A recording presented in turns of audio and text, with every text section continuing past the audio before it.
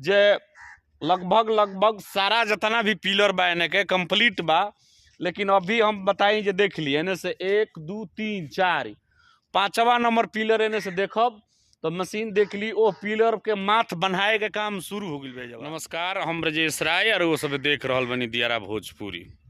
अभी हमनी के मानी जे शिवपुर गंगा घाट पर देख लिए जब हमनी के पुल बनता 2020 से ही जब पुल बने के काम लागल रहा यूपी सरकार के तरफ से। हम बताई जे योगी सरकार के तरफ से यूपी पुल निगम के तरफ से ई पुल के निर्माण कार्य शुरू बा।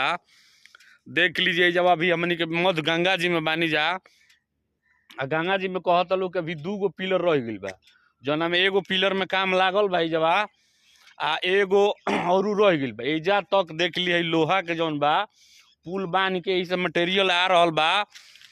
देख लिए जब मैंने चारों तरफ मैंने पानी ही पानी बा। ठीक है जब पिलर बा देख लिए कलाइने से जब पुल के पिलर देख सकते नहीं कि वो सब बन रहा बड़े से कलाइने से।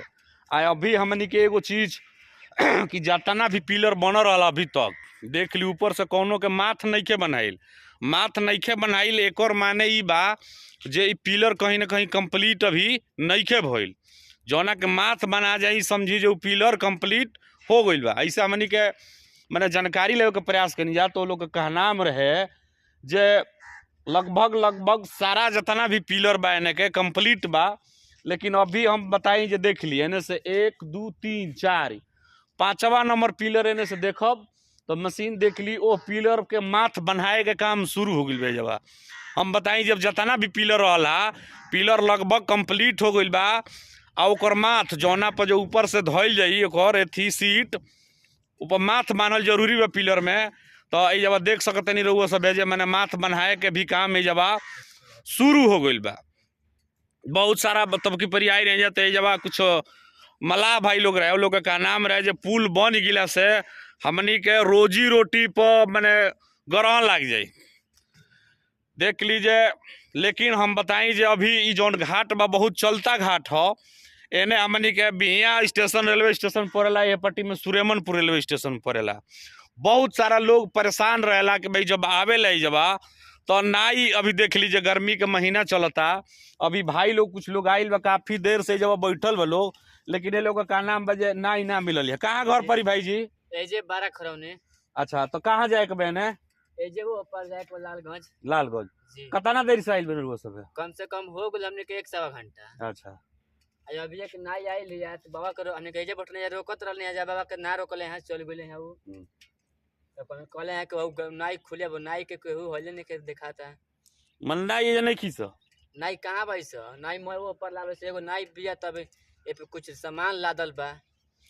देख ली भाई जी का नाम बा जे काफी देर से लोग बैठल बा जबा लेकिन यहाँ सबके नाई ना मिलल। लो भाई जी हमनी के 12 खरौनी के रहे वाला बा लोग ई लोग लालगंज बैरिया जाए वाला बा लेकिन काफी देर सक्कत कर रहा बा लोग लेकिन अभी तक कोनो नाई ना मिलल। लोग का नाम बा जे देख ली मैंने कहे का मतलब यह बा जे जब ई पुल बन जाई तो बहुत सारा हद तक जौन परेशानी भी वो कम हो जाई। बहुत सारा चीज मैंने बताई जे यूपी बिहार से आदान प्रदान होखे लगी। अभी बताई जे गेहूं के कटनी चलत रहा है किसान लोग चाहे जितना भी गाड़ी लोग बा सब लोग के तेल के पेट्रोल डीजल के जरूरत रहा है।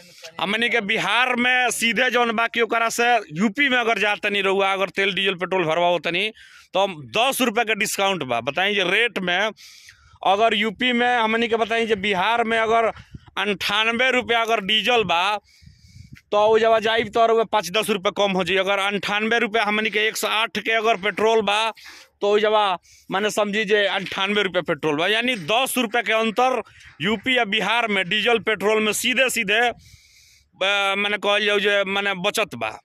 अभी पुल के जौन देखावे का हमनी के प्रयास ये बा कि देख ली कि अभी लगभग हमनी के जौन हिसाब से पुल के काम चल रहा बा पुल के जौन बनावे के गति बा एकरा में वो हिसाब से अभी मान के चली जे 2 से 3 साल समय लाग सकता। जौना हिसाब से जब काम चलता बहुत माने स्लो काम चलता। अभी हमनी के देखा नहीं है जो जब देख सकते नहीं वो सब एगो पिलर बा मात्र पिलर पर मात्र बांधे के काम हो रहा बा। आ ई जौन बताइनी है जे गंगा जी में जौन 2 गो पिलर रह गई बा ये दोनों पिलर में कहल जाऊ जे अभी जौन कुआं खोदल जाला कुआं के काम हो रहा बा। एकरा बाद जौन मेन पिलर होई एकरा में हलावल जाई। देख ली ओ पार गंगा जी को साइड में पिलर भी तैयार हो चुकल बा। मध्य जौन कहल जाला जे बीच दरियाव में माने गंगा जी में 2 गो पिलर अभी भी बनावे के रह गइल बा। तो मिला जुला के हम ई कहल जा सकता कि शिवपुर गंगा घाट पर जौन पुल बा एकरा में अभी 2 से 2.5 साल के देरी भी है। तो आज के वीडियो में इतना ही। हम ब्रजेश राय देखत रही दियारा भोजपुरी। बहुत बहुत धन्यवाद।